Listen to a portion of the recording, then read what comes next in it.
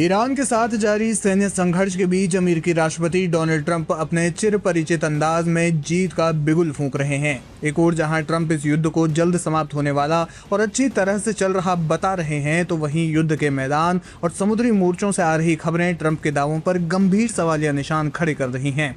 वर्तमान स्थिति white house के बयानों और कुछ डेटा के बीच एक बड़े विरोधाभास को जन्म दे रही है। पिछले कुछ दिनों में अमेरिकी सेना और पेंटागन ने बार बार ये दावा किया है कि होर्मुज जलडमरू मध्य की नाकेबंदी इतनी सख्त है कि एक भी जहाज इसे पार नहीं कर पाया है। ट्रंप प्रशासन ने इसे ईरान की आर्थिक कमर तोड़ने वाली सबसे बड़ी सफलता करार दिया, लेकिन वैश्विक समुद्री डेटा और शिपिंग ट्रैकिंग विशेषज्ञों ने इस सैन्य दावे की धज्जियां उड़ा दी है। स्वतंत्र डेटा के अनुसार कम से कम 2 सुपर टैंकर और कई अन्य मालवाहक जहाजों ने अमेरिकी नौसेना की नाक के नीचे से होर्मुज को पार कर लिया है। इन जहाजों ने डार्क ट्रांजिट और ईरानी रेवोल्यूशनरी गार्ड्स के सुरक्षा घेरे का उपयोग करते हुए अमेरिकी घेराबंदी को नाकाम कर दिया। ये घटना अमेरिकी नौसेना के लिए किसी बड़ी शर्मिंदगी से कम नहीं है, क्योंकि ये साबित करता है कि दुनिया के सबसे व्यस्त समुद्री रास्ते पर अमेरिका का पूर्ण नियंत्रण का दावा मात्र कागजी शेखी है। युद्ध के मोर्चे पर मिल रहे इन झटकों के बावजूद ट्रंप कूटनीतिक जीत का दावा कर रहे हैं। पाकिस्तान की मध्यस्थता में इस्लामाबाद में हुई मैराथन बैठकों को ट्रंप ने एक बड़ी उपलब्धि बताया है। उन्होंने यहां तक कह दिया कि अगर शांति समझौता होता है तो वे स्वयं पाकिस्तान की यात्रा करेंगे। ट्रंप ने दावा किया है कि अमेरिका जो चाहे कर सकता है और युद्ध बहुत जल्द समाप्त होगा।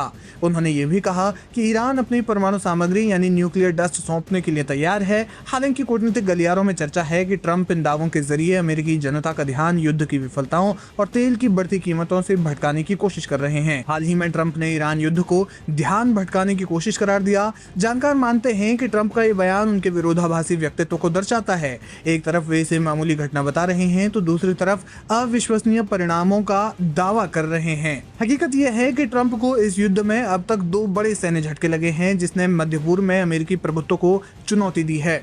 ईरान के साथ ये संघर्ष अब केवल मिसाइलों और जहाजों तक सीमित नहीं रह गया है, बल्कि नैरेटिव की जंग बन चुका है। ट्रंप इसे अपनी बड़ी और कूटनीतिक जीत के रूप में पेश करना चाहते हैं, जबकि जमीनी हकीकत दिखाती है कि ईरान और उसके सहयोगियों ने अमेरिकी नाकेबंदी में बड़े छेद कर दिए हैं। देखना यह होगा कि ट्रंप के इन दावों की आगे किस तरीके से धज्जियां उड़ती है।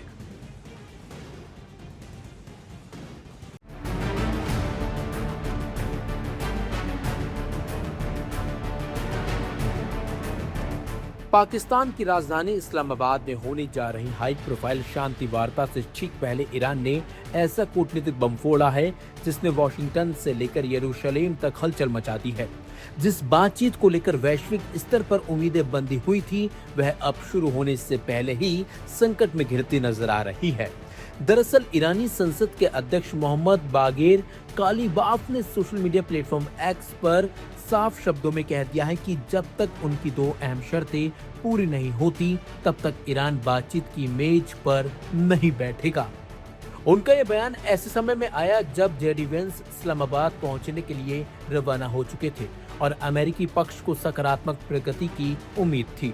ईरान की पहली और सबसे बड़ी मांग है कि लेबनान में तत्काल युद्ध विराम लागू किया जाए। हाल के दिनों में दरअसल बढ़ती हिंसा और इजरायल के हमलों को लेकर तेहरान पहले से नाराज रहा है। दूसरी मांग और भी ज्यादा संवेदनशील है। ईरान चाहता है कि अमेरिका और उसके सहयोगियों द्वारा फ्रीज की गई उसकी अरबों डॉलर की संपत्ति को बातचीत शुरू होने से पहले ही रिलीज किया जाए। कालीबाफ ने 2 टूक कहा है कि इन शर्तों के बिना बातचीत का कोई मतलब नहीं है। इस बयान ने साफ कर दिया कि ईरान अब किसी भी तरह के समझौते के मूड में नहीं है और वह पहले शर्तें फिर बातचीत की रणनीति पर चल रहा है। दूसरी तरफ संयुक्त राज्य अमेरिका के लिए यह स्थिति बेहद असहज हो गई है। वॉशिंगटन इस वार्ता को क्षेत्रीय तनाव कम करने के बड़े मौके के रूप में देख रहा था, लेकिन ईरान की नई शर्तों ने पूरी रणनीति को झटका दे दिया है।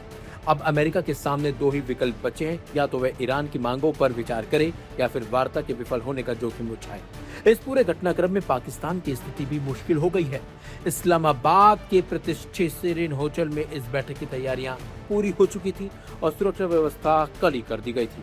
पाकिस्तान इस अवसर को खुद को एक वैश्विक शांति दूत के रूप में स्थापित करने के मौके के तौर पर देख रहा था, लेकिन अब ये पहल अधर में लटकती हुई दिख रही है। विशेषज्ञों का मानना है कि ईरान का यह कदम केवल कूटनीतिक दबाव बनाने की रणनीति नहीं बल्कि एक बड़ा संकेत भी है।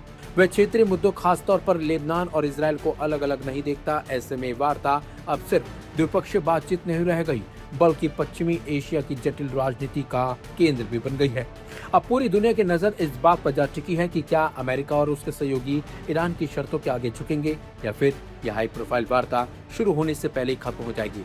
एक बात साफ है, ईरान के इस कूटनीतिक दाव ने वैश्विक राजनीति का तापमान अचानक से बढ़ा जरूर दिया है।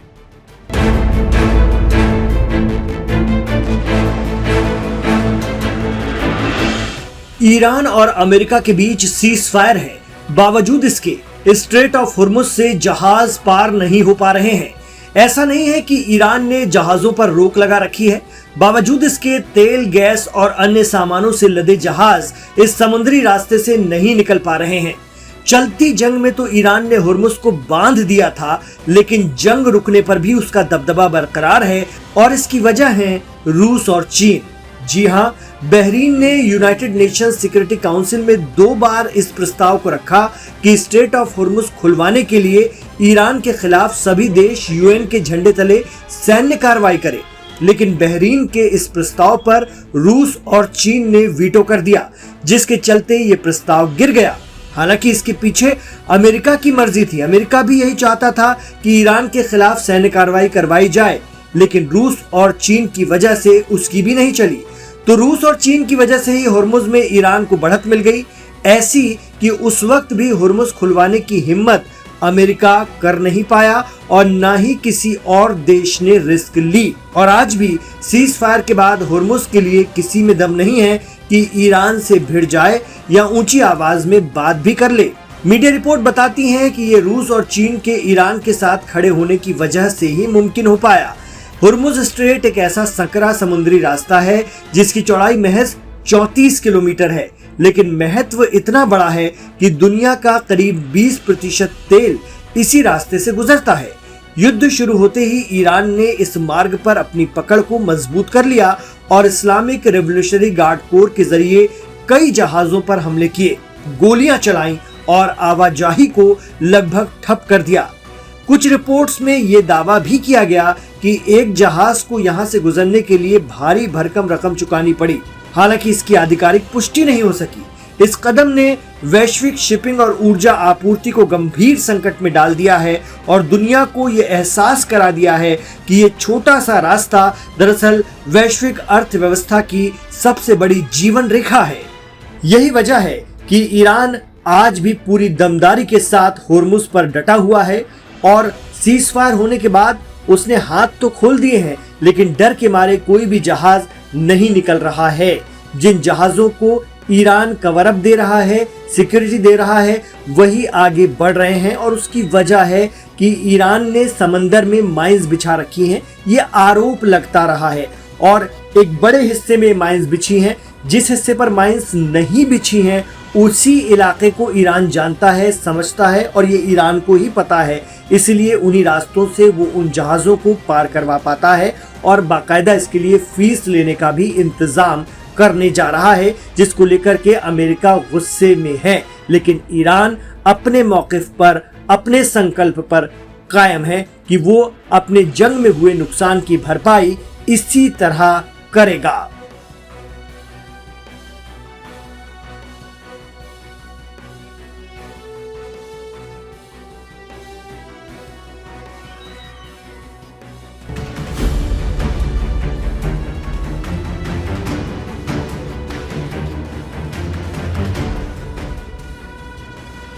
ईरान के साथ जंग में अमेरिका को न सिर्फ भारी नुकसान का सामना करना पड़ा है, बल्कि उसकी एयर सुपेरियरिटी को भी चुनौती मिल चुकी है। इस पूरे युद्ध का चीन ने खुलकर फायदा उठाया है। चीन ने न सिर्फ इस युद्ध में कड़ी नजर रखी, बल्कि दावे के मुताबिक ईरान को खुफिया जानकारी भी देता रहा है। अब इस पूरे घटनाक्रम में एक और बड़ा दावा सामने आया, जिसने दुनिया की सबसे ताकतवर मानी जाने वाली अमेरिकी वायु शक्ति पर सवाल खड़े कर दिए। दावा है कि चीन की एक कंपनी ने अमेरिकी स्टील्थ बमवर्षक B-2 जैसे टॉप सीक्रेट विमानों को ट्रैक कर लिया, वो भी उस वक्त जब वे ईरान में ऑपरेशन को अंजाम दे रहे थे। दरअसल चीन की हांगझोउ स्थित कंपनी जिंगन टेक उनने दावा किया कि उसके एआई आधारित जिंगची सिस्टम ने अमेरिकी B-2 बॉम्बर्स से निकलने वाले रेडियो सिग्नल्स को इंटरसेप्ट किया। कंपनी के मुताबिक यह system satellite data, signal intelligence, aviation data और ओपन सोर्स इनपुट को मिलाकर एक बड़ा ऑपरेशनल पिक्चर तैयार करता है। रिपोर्ट्स में कहा गया कि इस प्लेटफॉर्म ने ऑपरेशन एपिक फ्यूरी के शुरुआती चरण में 4 B-2 बॉम्बर्स की गतिविधियों को ट्रैक किया और उनके मूवमेंट का एक अनुमानित मैप तैयार किया। सबसे चौंकाने वाली बात यह है कि यह डेटा कथित तौर पर उस वक्त कैप्चर हुआ जब अमेरिकी मिशन सख्त इमिशन कंट्रोल के तहत चल रहा था, यानी रेडियो सिग्नल्स को न्यूनतम रखने की कोशिश की जा रही थी। अगर यह दावा सही होता है तो यह अमेरिकी स्टील्थ तकनीक के लिए एक बड़ा झटका हो सकता है, क्योंकि B-2 बॉम्बर को दुनिया के सबसे एडवांस लो ऑब्जर्वेबल यानी रडार से लगभग अदृश्य विमान के तौर पर जाना जाता है। लेकिन जिंगन टेक का कहना है कि भले ही रडार से बचाव संभव हो, लेकिन अत्याधुनिक एआई सिग्नल सिस्टम बेहद हल्के रेडियो उत्सर्जन को भी पकड़ सकते हैं।